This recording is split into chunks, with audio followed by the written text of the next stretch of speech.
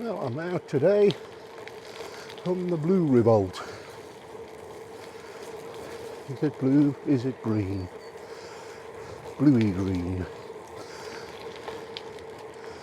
So I decided I should call it Vincent. I thought I should call it Vincent because the giant colour is called Starry Night.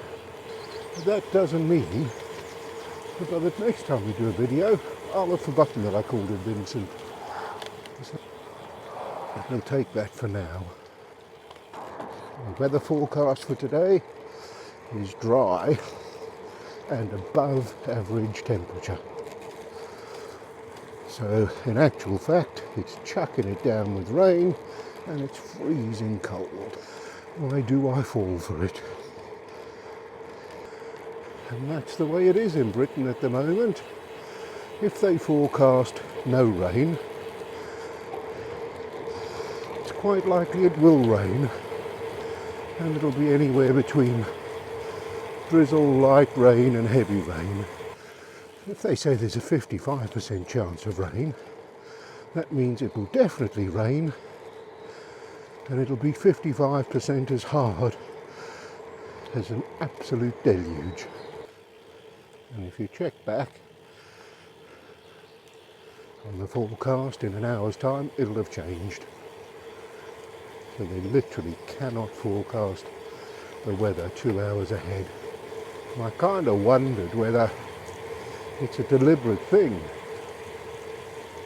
because the weather's been so bad for so long that they're just telling people it's going to be dry, just to lift their spirits a little bit. And then 2 hours later, actually no, we were lying to you, it is going to rain.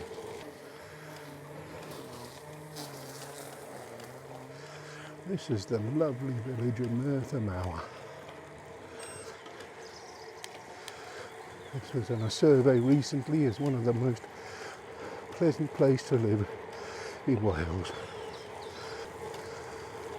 I don't know why they bothered, because there's only about half a dozen houses, so it's not like anybody else is ever going to get the chance to live here.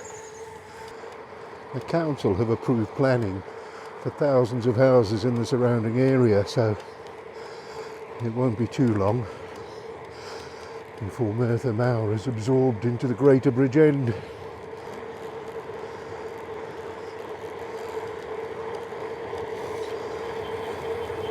So there was a headline in the paper, you know how they do these sensational headlines.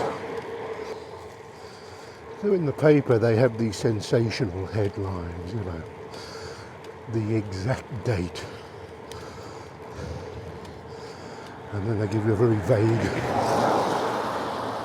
article which tells you nothing. There was one that said the exact dates, warm and dry weather will return to Britain. I fell for it. I clicked on it, and basically what it said was, according to the Met Office, there's no chance the rain is going to stop before the end of April, and after that they can't tell. So if you're one of those who says I'll leave my bike on the turbo until the weather improves, you may not ever go outside again. Watopia is going to be your cycling world. And the wind, even on a dry day, the wind is always howling. And I know I'm moaning. I am, but I'm still so grateful that I have a hobby that I can do no matter what the weather. Yes, it's less pleasant in the rain and the wind and the cold, but I can get out and about and do it. And I really appreciate that. And I get to come and ride through the Vale and go to the seaside, and it's wonderful. Absolutely wonderful. And that's the reason I ride a gravel bike. Because most of the minor roads and lanes have quite literally become a mud bath.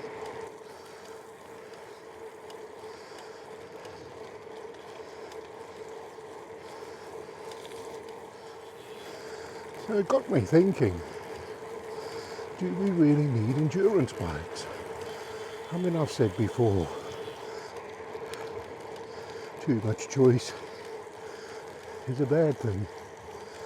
And the lines get blurred more and more, and manufacturers try and sell you so many different options and different types of bike, and so it's got to be bad for them as well as us to try and keep stock and manufacture all these different varieties. Do we need a gravel bike with suspension? No, we don't. If you want suspension, go and get a mountain bike. There's already a bike that fills that sector of the market. And endurance bikes, well, what is an endurance bike? Dave Arthur did a review of the new Defy, Giant Defy, and I'll be honest, fair play to Dave Arthur, he's built himself a channel, he's got a good following, and I'm sure he makes some money out of it, but he tends to regurgitate the marketing spiel, and if you go and watch a collection of his reviews back to back, you'll see how many different bikes he says this is the only bike you'll ever need. But the question is, what exactly is an endurance bike? Have a look, there's a website called 99 Spokes. And you can do comparisons of different bikes, and you can overlay the frame of one onto the other. See the differences. And if you go and put the Revolt, the Defy and the TCR in that little comparison, sure they are different, but you'll be surprised how small the differences are. And if you've got a TCR with a slightly shorter stem and a couple of spacers and the stem, you wouldn't be far off from what the Defy is. The big thing, of course, is comfort. Everybody talks about comfort, and I can assure you this bike is very comfortable. I'm riding it on the road, and I'm carrying a reasonable pace. Nowhere near as fast as a race bike, but then again, somebody that rides a Defy is not going to be going as fast as a racer. One of the things that makes a bike more comfortable is wider tyres. So if they made one frame, you could take wide tyres and then you could put narrower ones on if you wanted to. Or, as I said, you could get a gravel bike and put more road-orientated tyres on if you wanted to. And the other thing, of course, is gearing. Race bikes tend to have longer gears. And there again,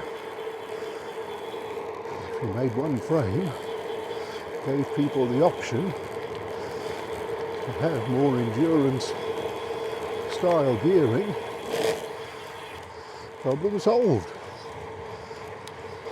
So as the market slows down and manufacturers reduce the number of SKUs, as they call them, stock keeping units, I think the endurance bike will be one of the first to go.